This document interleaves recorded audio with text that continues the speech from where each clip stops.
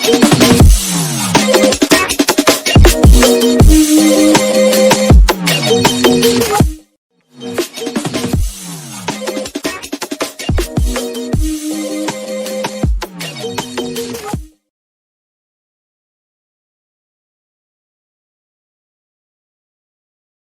बच्चों, कैसे हो? आपका स्वागत है त्रिपान स्टडी सेंटर में। आज जो हम करने जा रहे हैं कक्षा 8वीं विज्ञान अध्याय 13।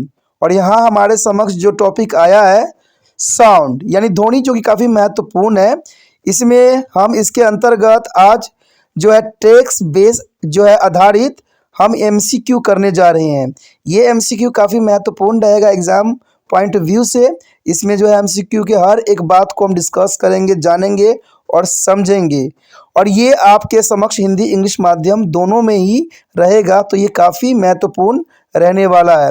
चलिए देखते हैं हमारा आज टॉपिक क्या है। यहाँ पर जो हम चैप्टर करने जा रहे हैं काफ़ी महत्वपूर्ण है। चैप्टर है ध्वनि, यानी कक्षा 8वीं सीबीएसई एनसीईआरटी के अंतर्गत साइंस का जो हमारा चैप्टर है ध्वनि, ये काफ़ी महत्वपूर्ण है। और देखा जाए तो बच्चों के एग्ज़ाम के लिए काफ़ी महत्वपूर्ण भी रहेगा।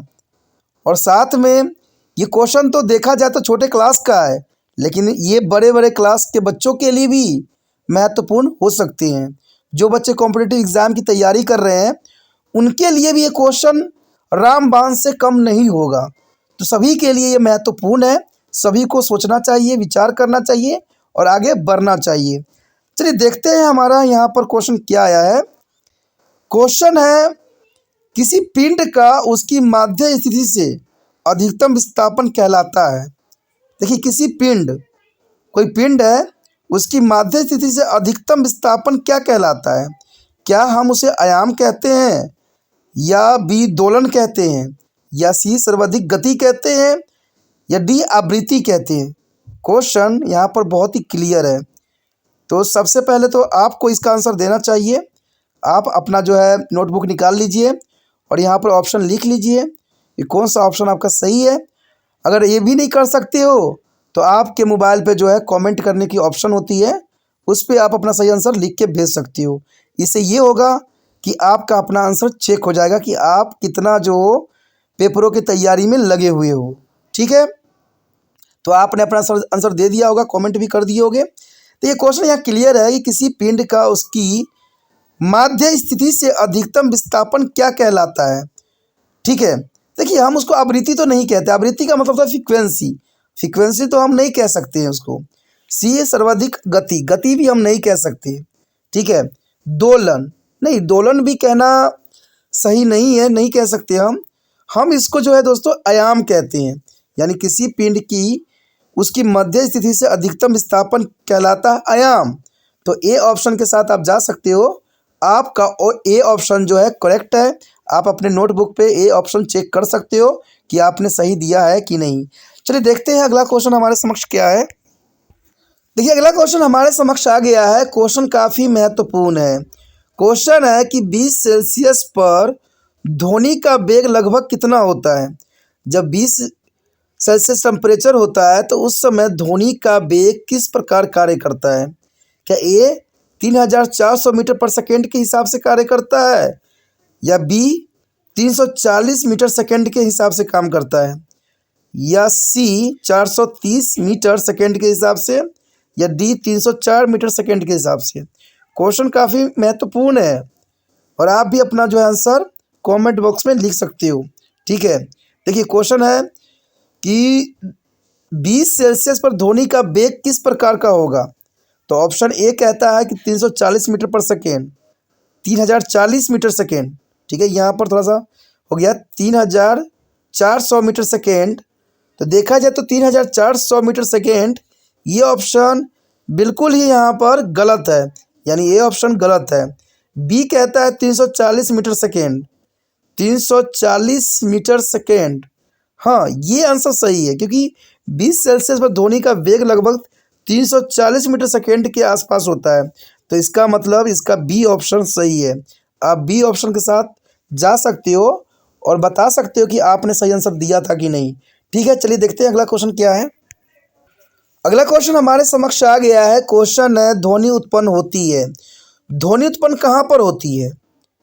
क्या ध्वनि केवल गैर कंपन वाली वस्तु पर होती है, या बी कंपन और गैर कंपन वाली वस्तु पे होती है, या सी कंपन का ध्वनि से कोई संबंध नहीं है, या डी केवल कंपन करने वाले वस्तु। देखिए, जब ध्वनि उत्पन्न होता है, आप अपने जो है गले पे हाथ रखिए, जब आप बोलिए तो एक वाइब्रेशन उत्पन्न होती है। ये तो जनरली आपने चेक भी कर सकते हो। आप बोलिए और अपने गले पे हम उंगली डाल के देखिए वाइब्रेशन हो रहा है कि नहीं। तो ध्वनि उत्पन्न कैसे होगा?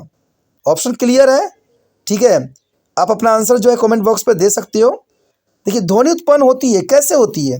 केवल गैर कंपन वाली वस्तु। गैर कंपन का मतलब होता है दोस्तों जो कंपन न करता हो। तो ऐसा तो संभव ही नहीं है। जैसे मैंने आपको बताया कि ध्वनि जो है, अगर हम गले पर हाथ रखते हैं तो ध्वनि वाइब्रेशन से उत्पन्न हो रही है। तो इसका मतलब ये तो गलत आंसर है, गलत ऑप्शन दे दिया यहाँ पर कि गैर कंपन वाली वस्तु। अगर कोई चीज़ कंपन करेगा ही नहीं तो ध्वनि कहाँ से उत्पन्न होगा? इसका मतलब ए ऑप्शन गलत है। बी कहता है कंपन और गैर कंपन वाला वस्तु। देखिए, कंपन तो बात यहाँ तक समझ में आई, लेकिन साथ में इसने एक और वर्ड बोल दिया, गैर कंपन। जब हमने ऑलरेडी ए जो है ऑप्शन में हमने गैर कंपन को गलत साबित कर चुके हैं, तो गैर कंपन यहाँ पर कहाँ से संबंधित हो सकता है? इसका मतलब बी ऑप्शन भी यहाँ पर गलत ही जा रहा है। देखिए, सी बोल रहा है कंपन की ध्वनि से कोई संबंध नहीं है। अरे भाई, कंपन की ध्वनि से संबंध है। ये ऑप्शन तो बिल्कुल ही गलत बता रहा है। ऐसा तो होना संभव ही नहीं। जब तक कंपन नहीं होगा तब तक ध्वनि कहाँ से उत्पन्न होगा? तो इसका मतलब डी ऑप्शन सही है। डी ऑप्शन बोल रहा है कि केवल कंपन करने वाली वस्तु। बात सही है कि जो वस्तु कंपन करेगी वही ध्वनि उत्पन्न करेगी। इसका मतलब डी ऑप्शन आपका सही है। डी ऑप्शन के साथ आप जा सकते हो। बता सकते हो कि किन किन बच्चों ने सही आंसर दिया है। डी केवल कंपन करने वाले वस्तु से ही ध्वनि उत्पन्न होगी, तो डी ऑप्शन सही है। चलिए देखते हैं अगला क्वेश्चन क्या है। अगला क्वेश्चन हमारे समक्ष आ गया है। क्वेश्चन है, आवृत्ति को हम कैसे व्यक्त कर सकते हैं, यानी हर्ट्ज को हम और क्या लिख सकते हैं? आवृत्ति को हम कैसे जो है रिप्रेजेंट कर सकते हैं? क्या उसको किलोमीटर में हम लिख सकते हैं, क्या उसको हम हर्ट्ज में लिख सकते हैं, या उसको हम ग्राम में लिख सकते हैं, या डिग्री सेंटीग्रेड में लिख सकते हैं? क्वेश्चन यहाँ क्लियर है। आप अपना आंसर जो है अपने नोटबुक पे लिख सकते हो या कमेंट पे भी बता सकते हो, ये आपकी मर्ज़ी है। क्योंकि सबसे पहले तो आपको अपना नॉलेज चेक करना चाहिए और ये ज़रूरी भी है। तो आपने अपना आंसर सोच लिया होगा। चलिए ठीक है, अच्छी बात है। देखिए, यहाँ क्वेश्चन क्लियर है कि आवृत्ति को हम व्यक्त किससे करते हैं। देखिए, किलोमीटर से तो हम कर नहीं सकते भाई। किलोमीटर से हम कैसे कर सकते हैं? हम दूरी थोड़ी नाप रहे हैं। दूसरा बोल रहे हैं हर्ट्ज। हाँ, हर्ट्ज सही है, क्योंकि आवृत्ति को हम हर्ट्ज में ही नापते हैं। इसको एच जेड से हम लिखते हैं, ठीक है। तो इसका मतलब बी ऑप्शन आपका सही है। बी ऑप्शन के साथ आप जा सकते हो। B is correct for this question, यानी आवृत्ति को व्यक्त किया जा सकता है हर्ट्ज में। चलिए देखते हैं अगला क्वेश्चन क्या है। जैसा कि आप देख सकते हो, आपका अगला क्वेश्चन आ गया है कि प्रति सेकेंड दोलन की संख्या क्या कहलाती है? प्रति सेकेंड दोलन की संख्या को हम क्या कहते हैं? क्या दोलन का आयाम कहते हैं हम, या बी दोलन की पिच कहते हैं, या सी दोलन की आवृत्ति कहते हैं, या डी उपयुक्त में से कोई भी आंसर यहाँ पर सही नहीं है? तो आप अपना आंसर जो है चुन सकते हो, अपना आंसर लिख सकते हो और मुझे बता सकते हो। देखिए, क्वेश्चन यहाँ पर बहुत क्लियर है कि प्रति सेकंड दोलन की संख्या को हम क्या कहते हैं? क्या कहते हो? क्या दोलन का आयाम कहते हो? आयाम तो हम नहीं कह सकते, ठीक है। बी दोलन की पिच को कहते हो? पिच भी कहना संभव नहीं है, क्योंकि पिच हम इसको नहीं कह सकते। क्या दोलन की आवृत्ति को कह सकते हो? हाँ, ये बात सही है कि दोलन की आवृत्ति को जो है हम यहाँ पर कह सकते हैं, यानी दोलन की आवृत्ति जो है प्रति सेकंड दोलन की संख्या कहलाती है। दोलन की आवृत्ति प्रति सेकंड दोलन की संख्या को कहलाती है। इसका मतलब सी ऑप्शन सही है। सी ऑप्शन सही है, दोलन की आवृत्ति। आप सी ऑप्शन के साथ जा सकते हो। चलिए देखते हैं अगला क्वेश्चन क्या है हमारे समक्ष। अगला क्वेश्चन हमारे समक्ष आ गया है। क्वेश्चन है, ध्वनि की तीव्रता किसके द्वारा निर्धारित की जाती है? देखिए, ध्वनि की जो तीव्रता होती है, जो ध्वनि की स्पीड होती है, आखिर ध्वनि की तीव्रता किसके द्वारा निर्धारित की जाती है? ए डोरा डालना, बी आवृत्ति, सी आयाम, डी समय अवधि। क्वेश्चन काफ़ी इंटरेस्टिंग है और काफ़ी महत्वपूर्ण भी है। आप अपना आंसर जो है कॉपी पर भी लिख सकते हो और कमेंट बॉक्स में भी लिख सकते हो। इससे आपका नॉलेज का पता चल जाता है। तो क्वेश्चन यहाँ समझ गए होगे। कि ध्वनि की तीव्रता किसके द्वारा निर्धारित की जाती है। देखिए डोरे डालना ये तो ऑप्शन बिल्कुल ही ऑड लग रहा है, ठीक है, यानी ये ऑप्शन जो है बिल्कुल ही गलत है, ये ऑप्शन को तो हम सोच भी नहीं सकते। बी आवृत्ति, बी आवृत्ति थोड़ा मोड़ा तो लगता है बट ये आंसर सही नहीं होगा क्योंकि आवृत्ति नहीं होती है।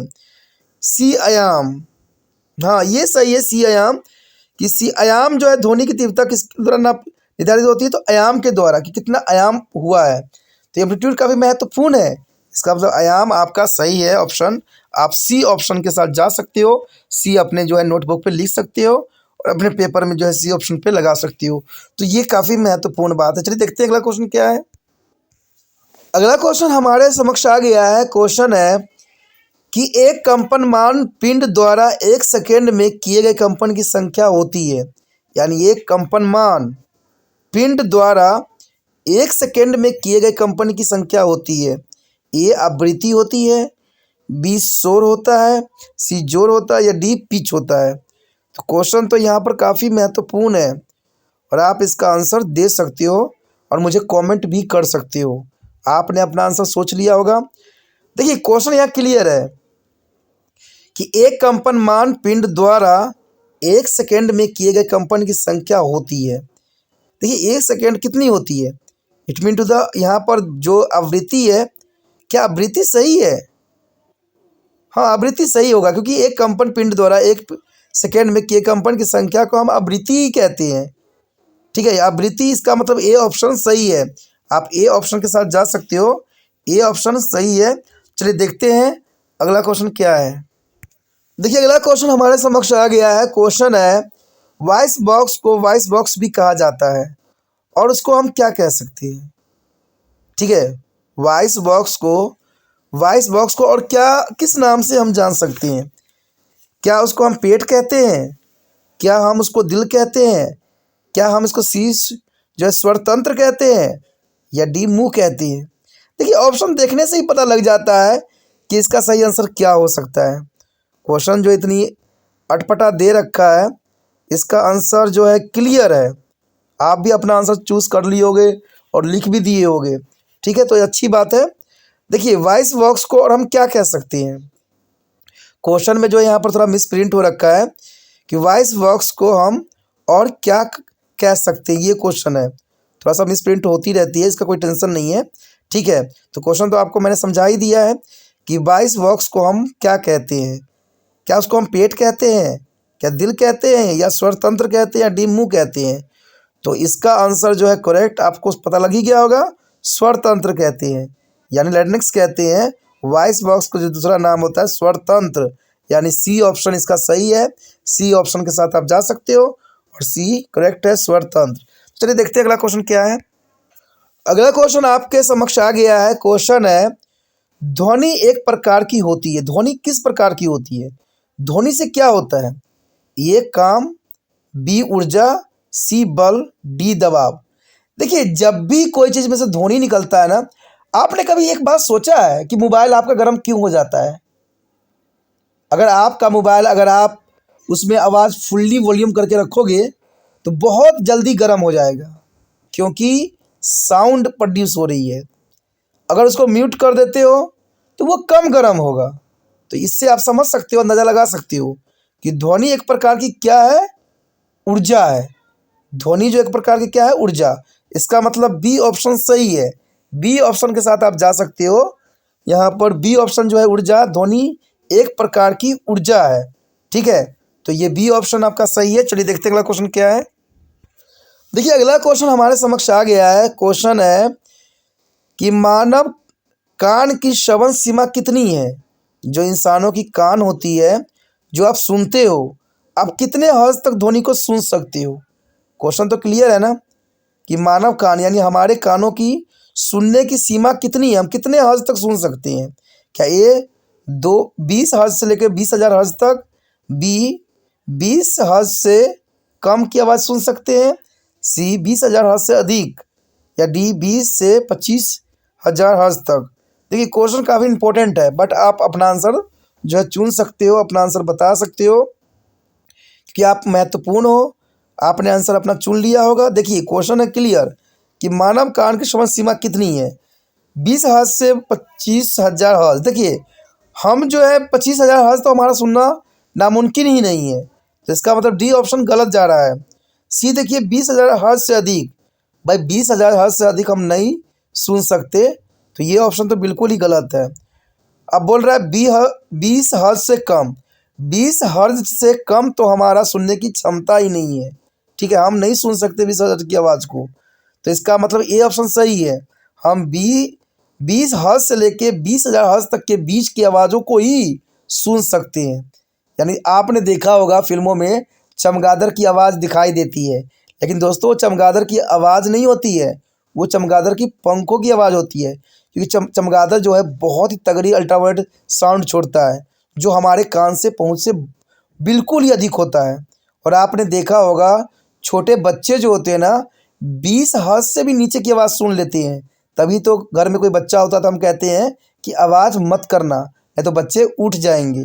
तो इसका मतलब उसका जो है 20 हर्ट्ज से भी कम ध्वनि क्षमता है, ठीक है। हम जो है बड़े हो जाते हैं, यंग हो जाते हैं, तो छोटे छोटे आवाज़ हमें सुनाई नहीं देता है, यानी 20 हर्ट्ज से कम नहीं सुनाई देता है, और 20,000 से अधिक आवाज़ सुनाई नहीं देता है।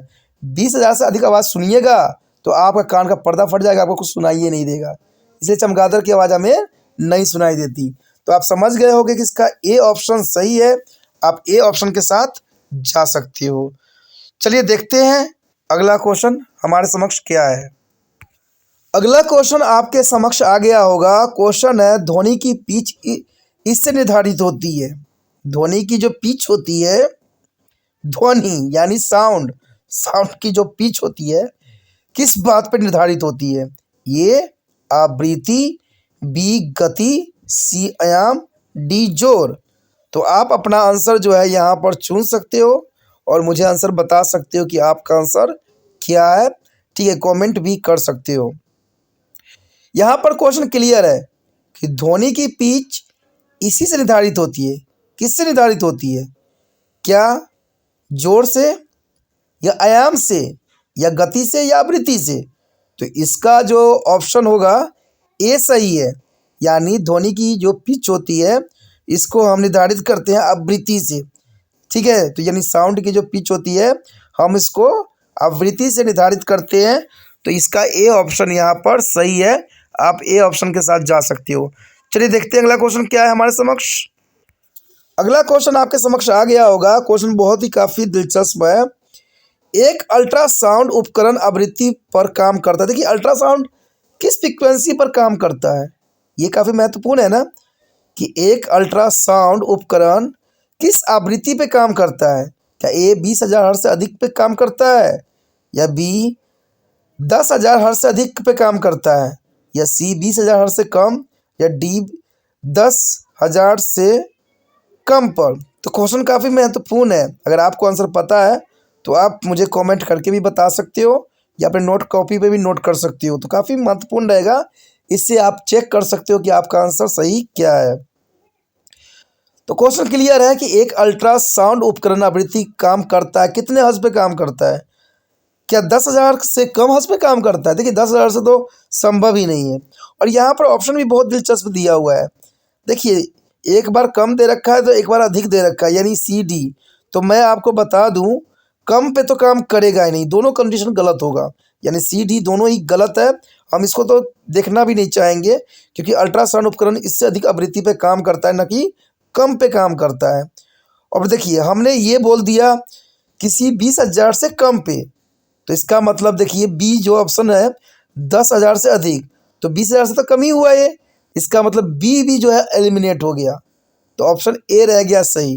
तो यानी 20,000 हर्ट्ज पे से अधिक पे हमारा जो है एक अल्ट्रासाउंड उपकरण आवृत्ति पर काम करता है, तो इसका मतलब ए ऑप्शन सही है, आप ए ऑप्शन के साथ जा सकते हो। चलिए देखते हैं अगला क्वेश्चन क्या है हमारे समक्ष। अगला क्वेश्चन हमारे समक्ष आ गया है। क्वेश्चन काफ़ी इंटरेस्टिंग है कि पुरुष की आवाज़ स्त्री की तुलना में भारी होती है क्योंकि। देखिए क्वेश्चन बहुत क्लियर है। आपने जो है स्त्री की आवाज़ सुने होंगे, जो औरतें होती है बहुत ही पतली आवाज़ से बात करती है, आखिर क्यों? क्या उनके गले में जो है एक स्वर का ध्वनि होती है? कभी भी औरतें की आवाज़ देखिए बहुत ही छोटी पिच होती है, और पुरुषों की आवाज़ बहुत तिखी होती है। आखिर क्यों? ऐसा क्या कारण है? देखिए, एक महिला की स्वर रज्जु लंबी होती है। जो रज्जु होती है, क्या वो लंबी होती है? बी, पुरुष स्वर रज्जु छोटी होती है। सी, पुरुष स्वर रज्जु लंबी होती है। डी, अवधारणा संबंधी यहाँ नहीं है। क्वेश्चन तो काफ़ी महत्वपूर्ण है कि औरतों की आवाज़ इतनी पतली क्यों होती है। ठीक है, आप अपना आंसर दो जो है सोच भी सकते हो, कमेंट भी कर सकते हो, अपने कॉपी पे लिख भी सकते हो। तो ये काफ़ी दिलचस्प रहेगा। अब देखिए, क्वेश्चन यहाँ क्लियर है कि पुरुष की आवाज़ स्त्री की तुलना में भारी होती है। इसका कारण क्या है? महिलाओं की स्वर रज्जु लंबी, देखिए अगर महिलाओं की स्वर रज्जु लंबी होती है ना, जिन महिलाओं की स्वर रज्जु लंबी होगी उनका आवाज़ जो है भारी होगा और काफ़ी मतलब तगड़ी होगी। कभी भी बोलेगा तो उच्च आवाज़ में ही बोला जाएगा। तो इसका मतलब उस औरत की जो है स्वर रज्जु लंबी होगी। तो इसका मतलब ये जोर की बात कर रहा है, तो इसका मतलब ये तो नहीं ऑप्शन सही हो सकता है।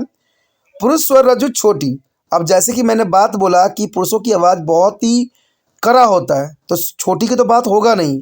इसका मतलब बी ऑप्शन भी गलत यहाँ हो रहा है। सी देखिए, पुरुष जो है स्वर रज्जु लंबी, हाँ ये ऑप्शन सही हो सकता है क्योंकि हमने जो है पहली महिलाओं की रज्जु की लंबी कहा तो हमने गलत बता दिया था। तो इसका मतलब यहाँ पर सही जाएगा, सी ऑप्शन इसका सही है कि पुरुष स्वर रज्जु लंबी होती है, जिनके कारण जो है पुरुषों की आवाज़ भारी होती है और स्त्रियों की आवाज़ जो स्वर रज्जु जो होती है छोटी होती है। देखा जाए तो काफ़ी महत्वपूर्ण क्वेश्चन है। अगला क्वेश्चन हमारे समक्ष आ गया है। क्वेश्चन है कि उपध्वनि ध्वनि की आवृत्ति होती है, यानी उपध्वनि जो होती है ध्वनि की आवृत्ति होती है, तो कितना हो सकता है? ए 20 हर्ट्ज से अधिक, बी 100 हर्ट्ज, सी 20 हर्ट्ज से कम, या डी 20,000 हर्ट्ज से अधिक।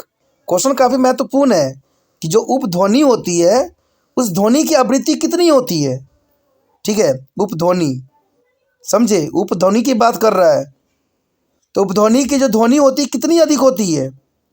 आप अपना आंसर सोच सकते हो, अपना आंसर दे सकते हो, तो ये काफ़ी महत्वपूर्ण रहेगा। देखिए यहाँ पर क्वेश्चन बिल्कुल ही क्लियर है। ठीक है, कि उपध्वनि यानी ध्वनि की आवृत्ति होती है 20 हर्ट्ज से अधिक, नहीं 20 हर्ट्ज से अधिक तो हो नहीं सकता, तो इसका मतलब ये गलत ऑप्शन है। देखिए बी 100 हर्ट्ज, ये तो बहुत अधिक की बात कर दिया, ये तो बहुत अधिक की बात कर दिया। सी 20 हर्ट्ज से कम, हाँ ये सही ऑप्शन है, सी 20 हर्ट्ज से कम होती है। उपध्वनि जो होती है उसकी जो आवृत्ति होती है 20 हर्ट्ज से कम होती है। यह इसका मतलब जो है सी ऑप्शन इसका सही है। चलिए देखते हैं अगला क्वेश्चन क्या है। देखिए अगला क्वेश्चन हमारे समक्ष आ गया है, बहुत काफ़ी इंपॉर्टेंट है। कोकोलियस एक भाग है, कोकोलियस किसका एक भाग है?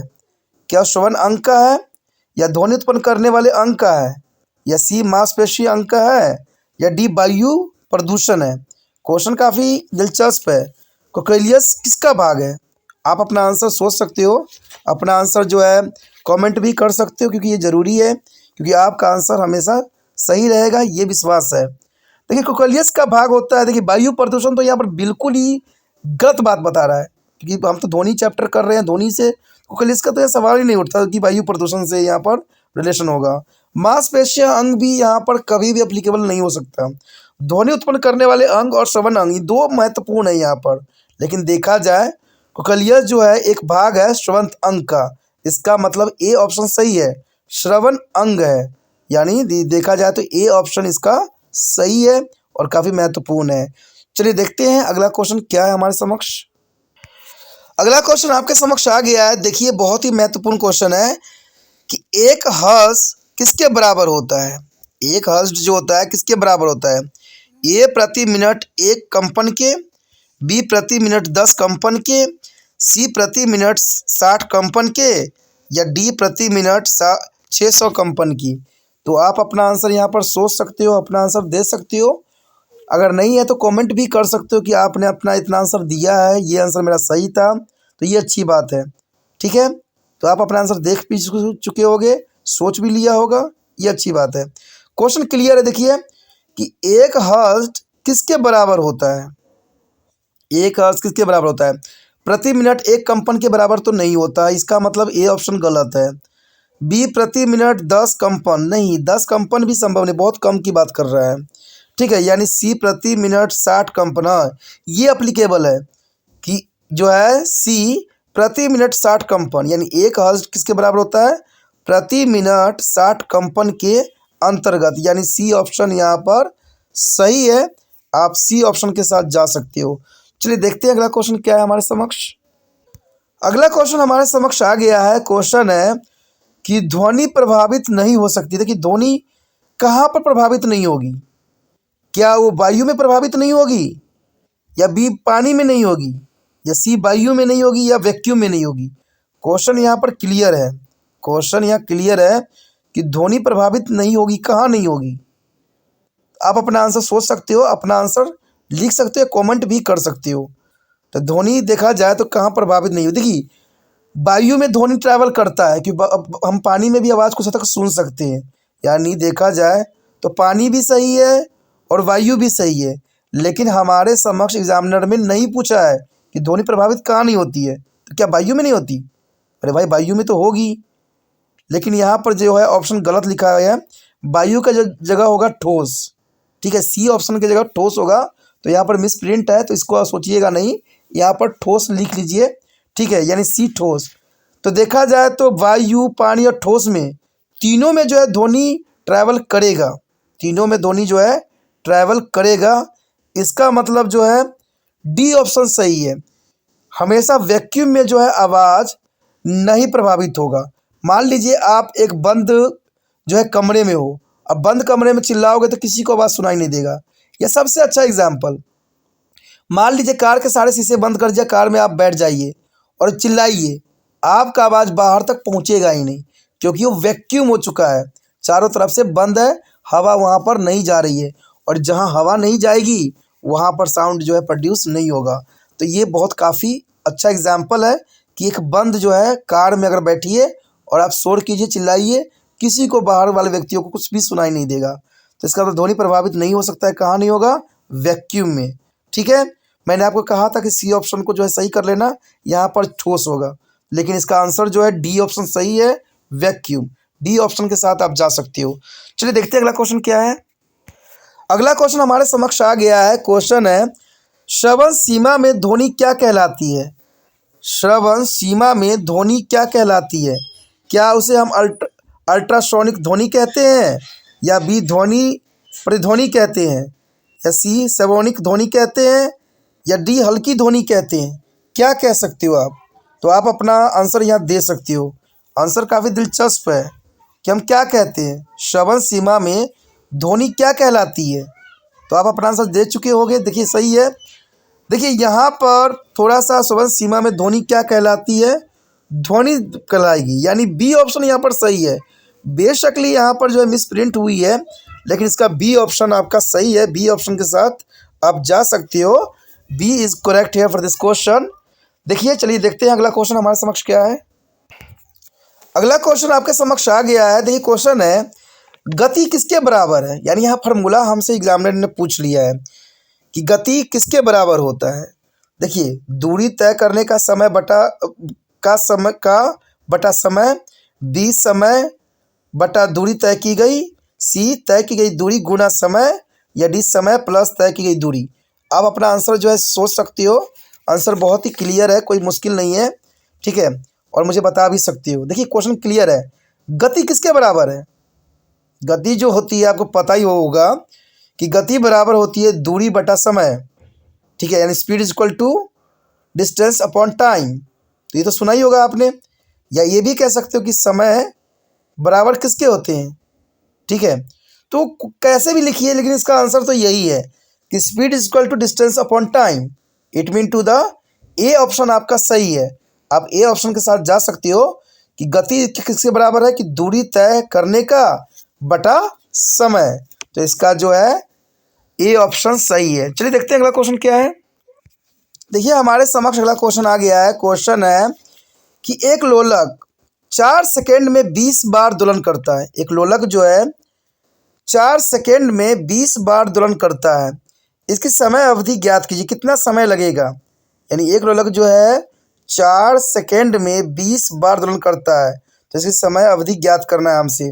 काफ़ी महत्वपूर्ण है। देखिए यहाँ पर ऑप्शन भी दिया हुआ है, लेकिन यहाँ पर कैलकुलेशन के बिना आपका ऑप्शन भी अधूरा है। और कैलकुलेशन करने के लिए खास नहीं करना है, बहुत ही आसान है। आप कैलकुलेशन करके अपना आंसर लिख सकते हो। तो आपको प्रायोरिटी सबसे पहले मैंने दिया है कि आप इसका आंसर बता सकते हो क्या है। देखिए अगर आप इसको जनरली तौर पे कैलकुलेशन करना चाहोगे तो कोई मुश्किल नहीं है। आप क्या कीजिए कि लोलक ने कितना सेकंड लिया है, सेकंड को ऊपर रखिए और कितने बार दोलन किया उसको नीचे रखिए। ठीक है, यानी 4/20। अब 4/20 को जो है भाग कीजिए। अगर भाग कीजिएगा तो यहाँ पर 4 तो 20 से जाएगा नहीं, तो हमें पॉइंट लगा के लेना पड़ेगा, पॉइंट लगाना पड़ेगा। पॉइंट लगा दिया आपने तो 40 हो गया। अब देखिए 40 20 को कितने बार पढ़िएगा कि 40 होगा? 2 बार ना।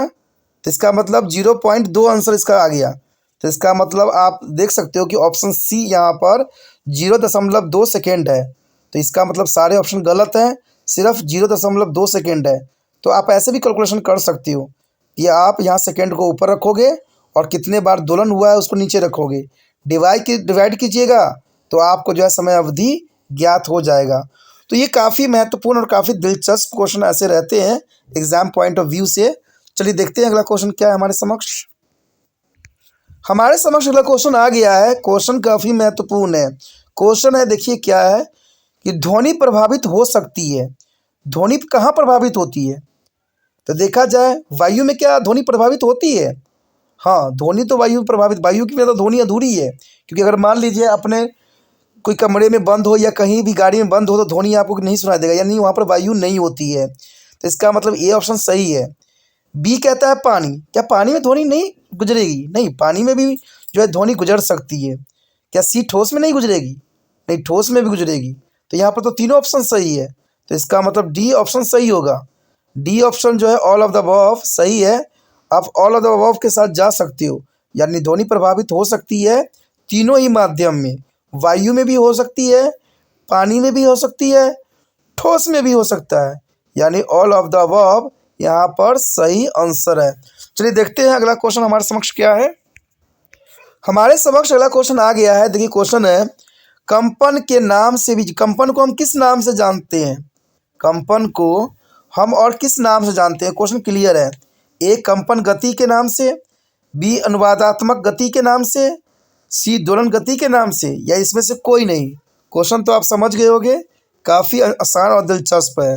तो आप अपना आंसर सोच सकते हो, दे सकते हो, या कमेंट भी कर सकते हो, क्योंकि आपके पास कमेंट की ऑप्शन भी है। तो आप अपना आंसर सोच लिया होगा।